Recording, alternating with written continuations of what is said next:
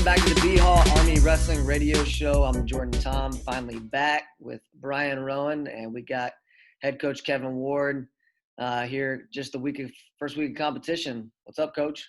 Yep.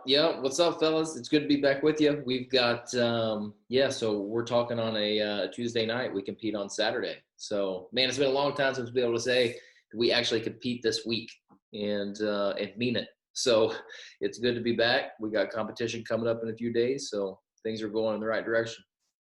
It's wild. I feel like this was never going to happen. When I was tuning into some of the flow posts from this past weekend, that the way that they were explaining it was like we didn't think this day would ever happen again. It's scary, I mean, we're sitting here, it's January, and in a lot of ways we're saying the same thing we were in April. It's bizarre. A lot of people have worked pretty hard to get us to this point. Now, I'll just say this, competitions are going to look different, especially early on. Competition's going to look different. There may be traditional dual meets. There may just be like a collection of matches that are wrestled with no team score kept.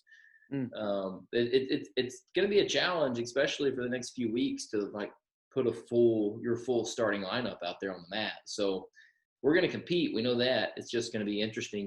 We may make plans today, and those plans may change, on Friday night before Saturday's competition. So exactly what it's going to look like, nobody knows for sure until you step out there, but we do know we get a chance to compete. Awesome. Yeah. So kind of moving forward from there, what's the projected lineup?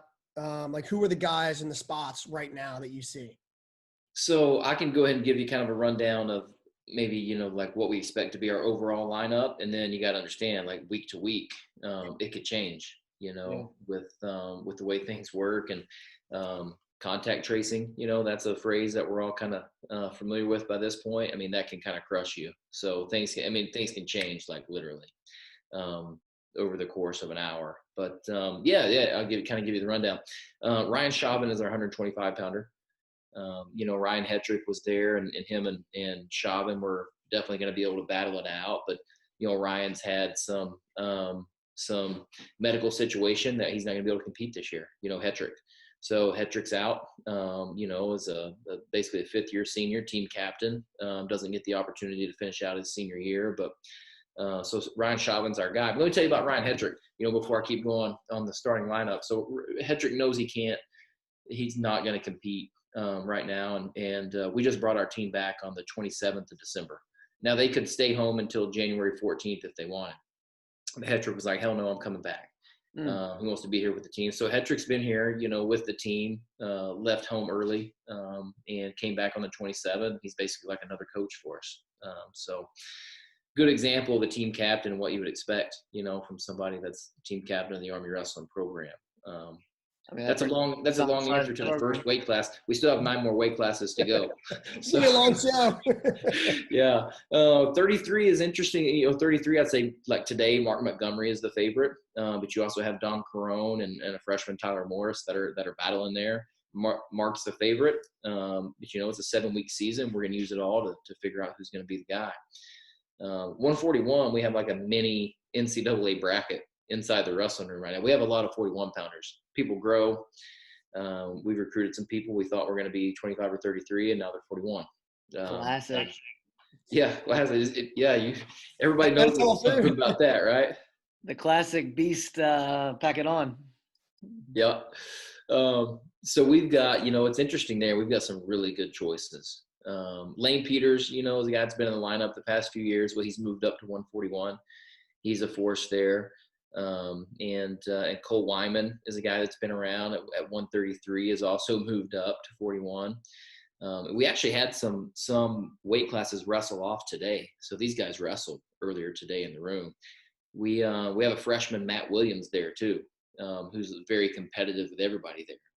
And then we've got a couple other guys that haven't had a chance yet to kind of wrestle off.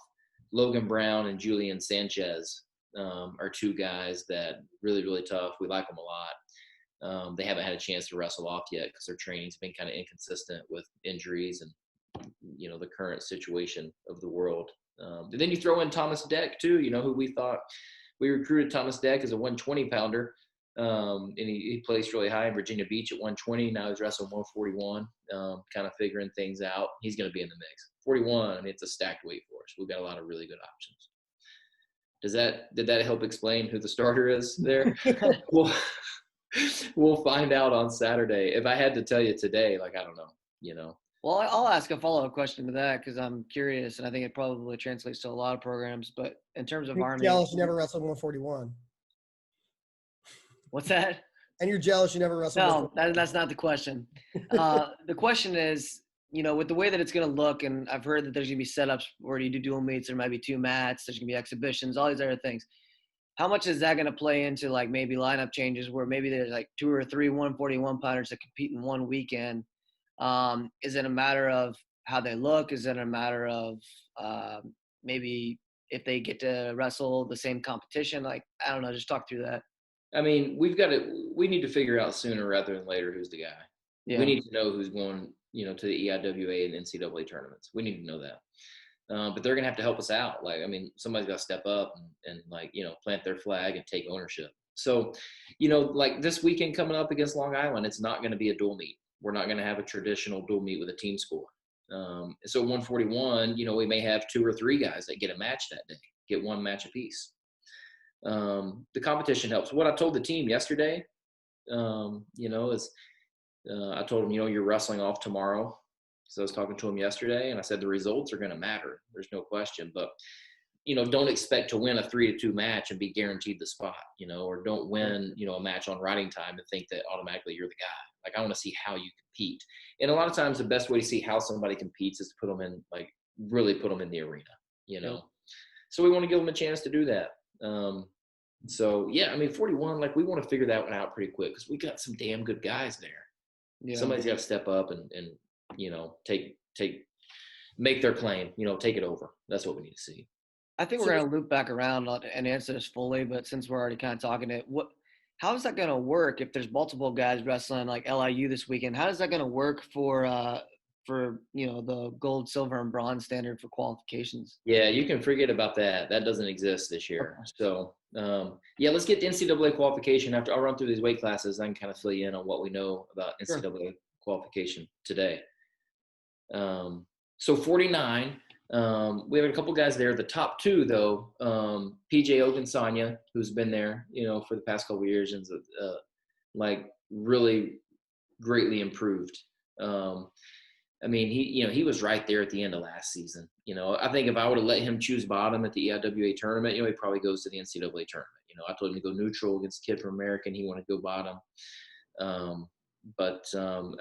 So Corey Shy moved up from 141, who's one of the top 20 guys in the country at 141. So PJ and Shy, the top 2 there, kind of battle it out for 149.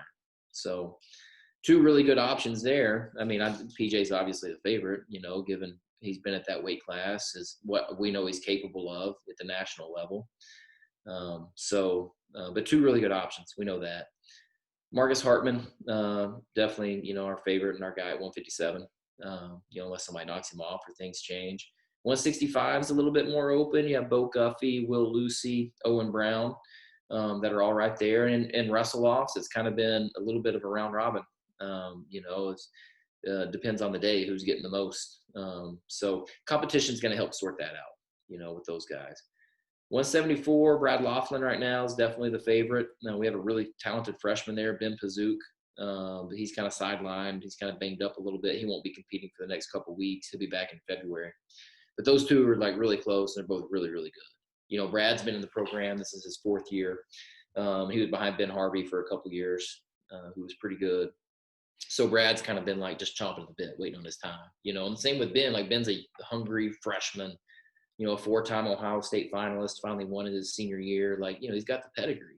High school national champ, like, smashed his way through high school nationals. So good battle there. 184, we have probably Saham and Taylor Brown, who we call Spicy, by the way. So we have Sam and Spice at 184. And they've both kind of beaten each other a few different times. So they're both going to get some reps. They'll probably both wrestle this weekend, both get a match, and we'll see how it goes. 197 is JT and Bennett. JT Brown's a favorite, returning national qualifier. He's ranked pretty high in the country. But Bennett Paulson's a fifth-year senior team captain who's like, he's a tough out for anybody. So Bennett's in the mix for sure. Heavyweight, they wrestled today to a 1-1 draw. I stopped it after the first overtime. It's still 1-1. I don't need to see any more. Nobody's come close to scoring a point other than an escape. So those are two guys that are both, top 20 in the country heavyweights, Bobby Hill and Ben Sullivan. So they're both going to wrestle, whether that's this weekend or the weekends after. So here's the deal about our lineup. Here's what you really want to know. Like, you want to know who's in the lineup, the names, but we're an unproven team. Like, we started the season ranked 25th, and then we didn't compete the first weekend, and we moved up a spot. So we moved up to 24th after not competing. Well, we can't just sit by and hope to keep moving up the rankings without stepping out there on the mat. But what people are going to find is we're an unproven team. Being ranked 24th in the country is pretty generous to us right now. If I look at what I see with my eyes, like where we're at, we're definitely capable of being much better than that, but I'm not sure that we are today. So it's an unproven team. When you lose a senior class that was as impactful as what we did last year, and then you lose your spring, you lose your summer, your fall is kind of like, not very good in your training. Like, you got an unproven team. So for me as a coach, I'm kind of wondering, I want to see us compete just as bad as you and anybody else. I want to figure out what kind of team we have. So it'll be interesting. But those names, that's close. It could change. Competition really kind of sorts everything out. Little sidebar question. You kind of just talked about kind of being sidelined the spring, the summer, the fall. A lot of other programs went through the same thing, but West Point's a little bit different environment. Do you think maybe that's more positive for you guys than other programs, or less positive, or? It's probably not even worth, discussing, because it doesn't change the situation that we're in. There's no question that we had some things go our way that were really positive, and we're more fortunate than some other programs. It's also no question that some of the way, you guys know, and if you're listening to this, or watching this interview, then you probably know a little bit about West Point. There's some things about it that make it just really, really freaking hard. And you're like, wait a second, why do we do that? Why would we make this so insanely difficult when it should be so much easier? You go an hour down the road to Long Island to one of our competitors, and it's like they seem to have some things figured out that we can't. So that's frustrating. As a coach, you're like, why does it have to be this freaking hard here? But at the same time, they've been really good to us, and let us train as much as any team has throughout the fall. But yeah, it's been difficult. So here's what you're going to see is you're going to see individuals, that put in the work, because no team had great training. There are a few, like out in the Midwest where they didn't believe in COVID for a few months, and they got together and trained, and then, and they all got it, so now they're back training again because they've already all been infected. So there's some teams that had good training, but not in the Northeast. We all got shut down up here. So you're going to see individuals that were able to take advantage of maybe not advantage, but use the most at the time, that they had. And the ones that believe they can win are going to win, regardless of the training. So moving forward, everybody was excited about the first week competition for NCAA wrestling. And then immediately I saw match after match start to get canceled or postponed. I guess from a viewership standpoint and a fan, I'm confused when you watch football. If there's, one individual, that person sits out, but the competition goes on. Seems, at least in wrestling this far, that it was, the whole event got canceled or postponed. I don't know if that's the nature of the sport and contact or what that is. What can we expect as far as just some of the COVID protocol, and share what you can and what you can't, you could find to leave out? So what you're going to see now that competition has started for us, we have the option of running these either round robin events or just let's get a team together, and then let's have some type of competition without a team score. If we had to wrestle today, we don't fill a lineup. We have a 50-man roster where we can't fill 10 weights today, which blows your freaking mind. It does. Yeah, right. That's why this weekend and the competition that we're facing, they can't fill a lineup either. and I'm not throwing our team or them under the bus. And this is the reality of where we're at. You're going to see, some of that. I mean, in football, you're looking at a team with 85 scholarships for 22 positions, or maybe 25 if you count the kickers. It's like there's no shortage of people you can put a helmet on. I'm not. Listen, the personnel matters. Let's be honest. Like the talent you have matters, but you can't plug and play in wrestling either. I was having this conversation with people on campus today. You can't bring somebody out of quarantine on Thursday and expect them to compete on Saturday. The amount of discipline and preparation in this sport that it takes, it's like you need weeks to get ready for 7-minute competition. So competitions are going to look a little bit different. Here's a really good example. So was this last Monday or the Monday before we released our schedule? Right. So we sent out our schedule and we say we're January 9th, we're wrestling Long Island and Clarion. I get a call on Tuesday morning, the day after we released our schedule, saying you actually can only wrestle one team per week. We think that's the safest. So we release our schedule on Monday, and on Tuesday morning we lose Clarion. We're down to one team for this weekend. I mean, just here's the thing: is wrestlers have to try to be patient if they can. Fans have to be patient because changes are going to happen. We'll find a way to compete, but just because we said we're going to do one thing, in early January doesn't mean that's the way it's going to shake out. Early February. Was that like a West Point compliance thing, or AD, or NCAA, or who's making those kind of decisions? It's the medical professionals, Brian. Yeah. And it's a team of medical experts with the well-being of all cadet athletes at the forefront of their mind. Yeah.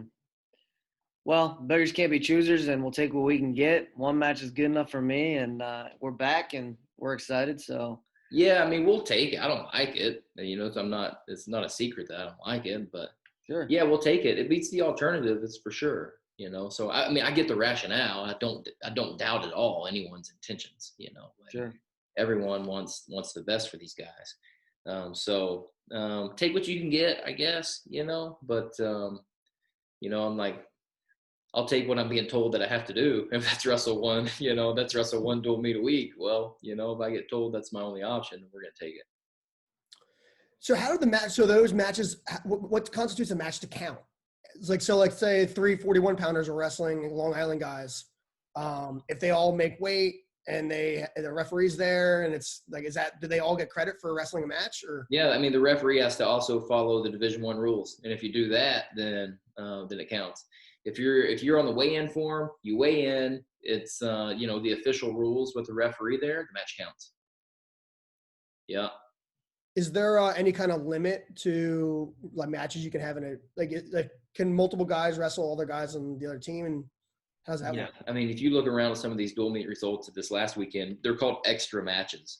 So you'll look, some dual meets they wrestled, a 10-match dual meet and then 20 extra matches afterwards. It's just one team versus another. And then they're bringing everybody on their roster and they're matching them up by weight class and go out there and wrestle, get a match in. Yeah, but it all counts. Yeah. There's no limit. It's an individual is allowed 6 matches a day. That's the only limit. Mm. Can you wrestle guys on your own team, pull like a dresser situation? Yeah, you can. Yeah. Yeah, you totally can. That's completely legal. You can do that. We're not doing it. It's like the only reason to do that is to try to get, I guess, some kind of experience, but is it really because you've wrestled this guy 1,000 times in practice? The real reason that they did that last year out there, and the reason that people do it, is to get their winning percentage up and get their match count up. So this year you have to have 4 matches to be considered for an at-large bid.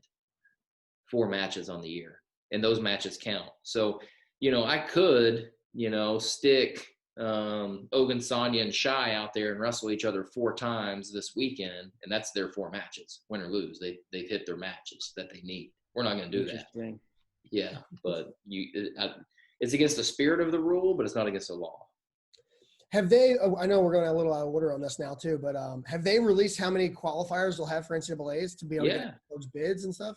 Yeah, man. It's as long as there are 50% or more of NCAA teams competing, like in early February, then we're having a full 33-man bracket.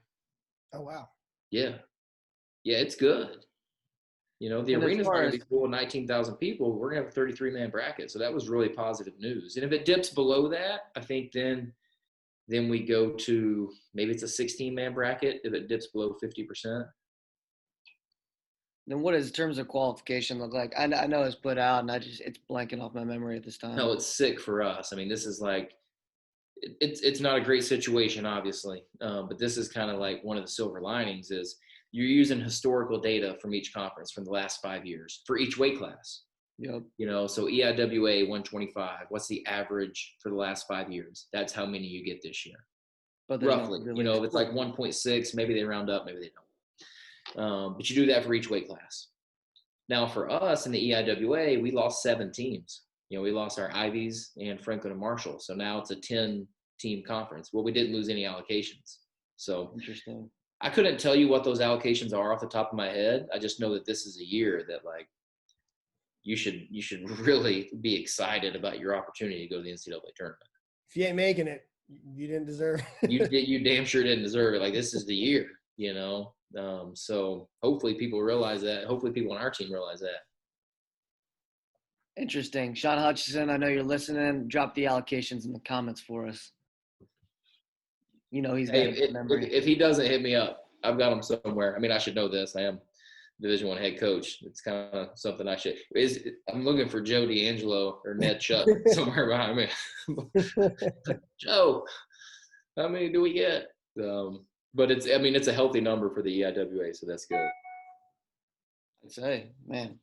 All right. So let's take it back like 2 months. Talk about some West Point specific things for some of the listeners who maybe don't know.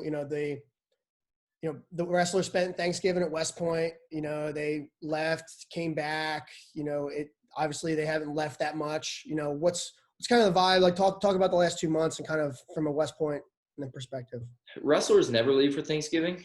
You know, they may leave for like a day or half a day. So that's not a big deal. And the type of wrestler that we have on our team, they grew up making weight and competing over Thanksgiving anyway. It's not a big deal to them. The talk I had with them over Thanksgiving was like, this is normal for you, but there's some people that are absolutely devastated that they're not going home to their families. So like, you know, be a good teammate out there in the Corps. Like somebody out there is really sad they're not going home. For you, it's just practice, you know, like you've been doing this forever.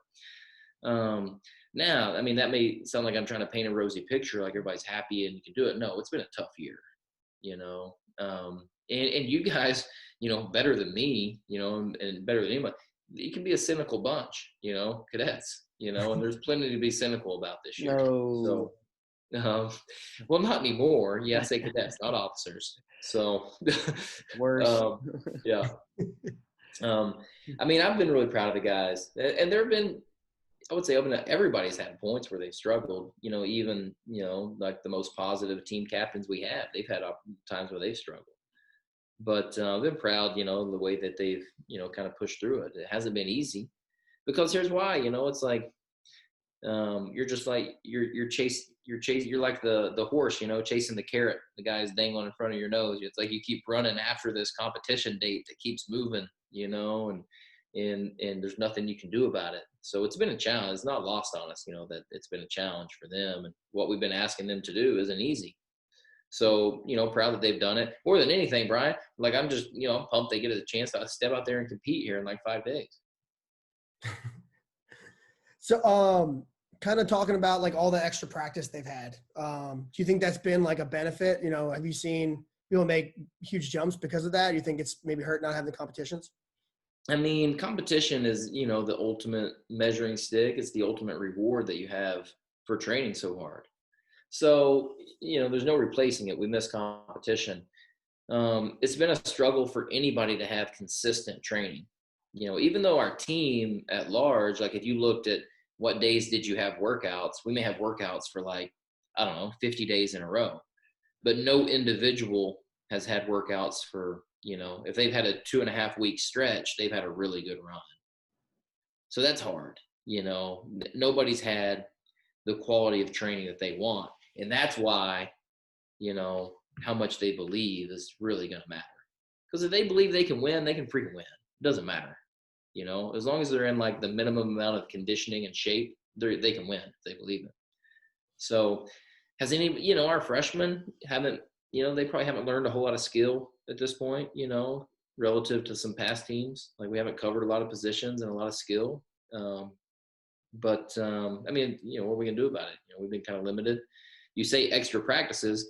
All we've had is extra time, in between competitions, but it's not like, it's been difficult to use every single day to make progress because, it's not every day that you get to go into the room and have a full team in there training.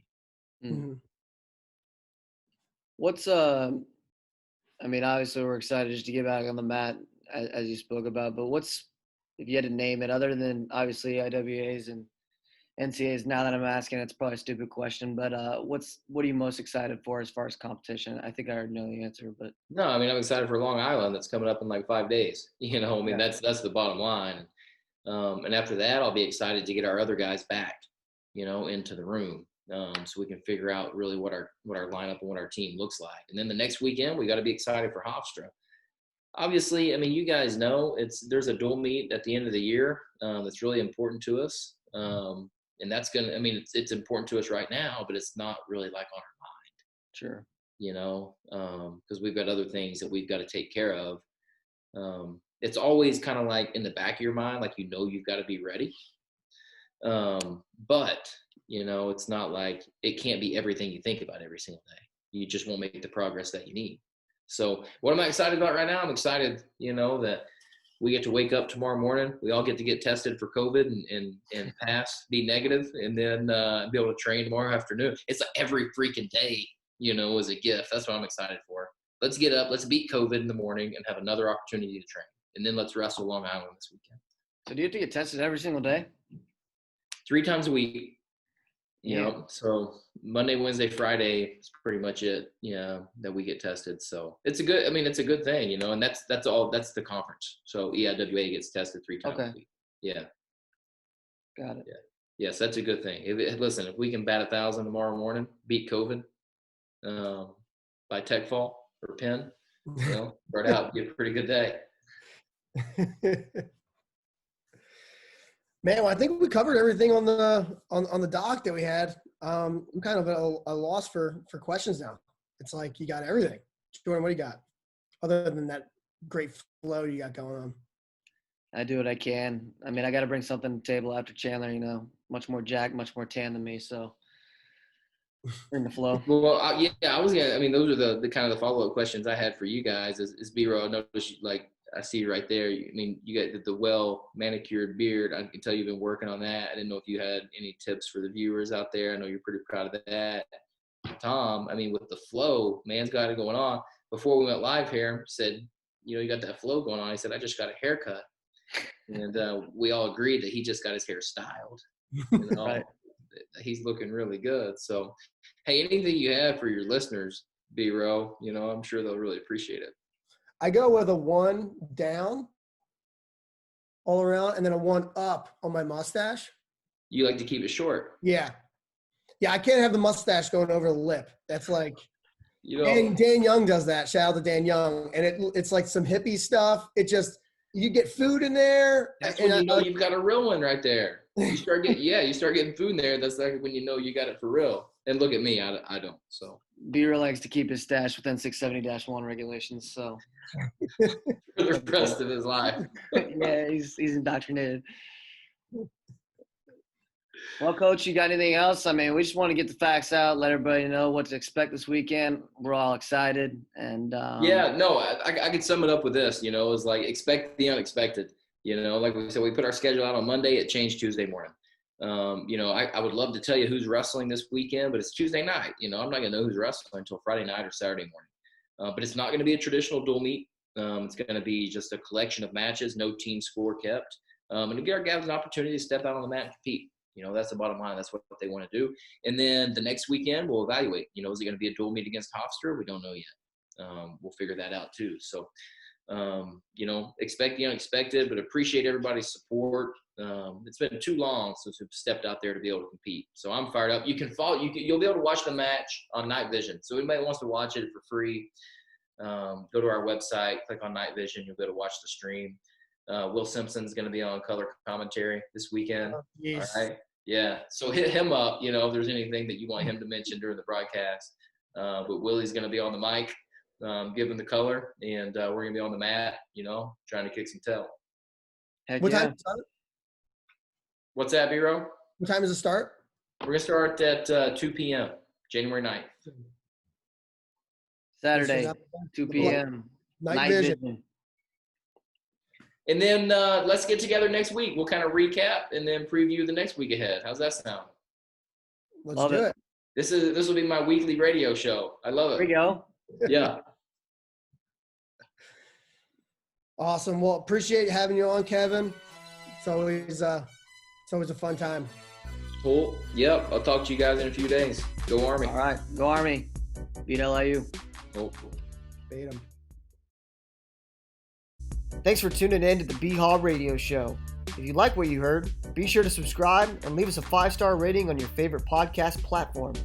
If there's something you'd like to hear on a future show, reach out to us on any of our social media, Instagram, Facebook, or Twitter. Or you can reach us at email, bhaw.radio@gmail.com. We'd love to hear your thoughts, and as always, go Army, be Navy.